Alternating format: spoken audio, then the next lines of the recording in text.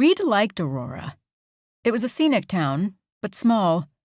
One you'd expect to see in a discount travel brochure. Not as well known as the next closest city of Fairbanks, it still managed to pull a steady stream of extreme hikers, Northern Lights tours, and rafters looking to brave the Yukon and Tanana rivers during the late spring and summer months. The nearby Manly Hot Springs didn't hurt either. Warming weather and longer summers had pushed more and more people to the Alaskan interior, and Aurora was reaping the benefits. Quaint, brightly painted diners, cafes, and bed and breakfasts peppered the area. Bait shops and hiking equipment places took up space nearest the touristy spots. Original Gold Rush buildings lined the main street, now used as libraries and veterinary offices. But it was a town butted up against the Arctic Circle, and winter was closing in.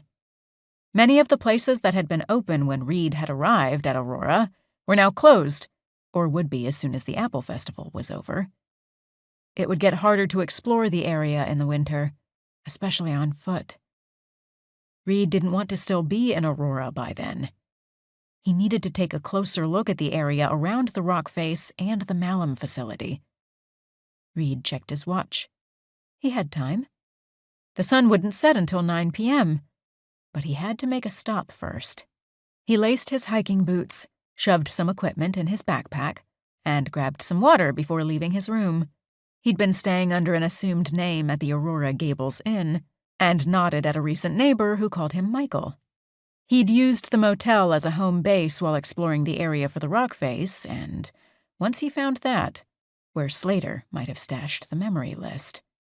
Reed wondered what significance Aurora held for Slater to hide it here. Nearly a year before going on a killing spree in Seattle.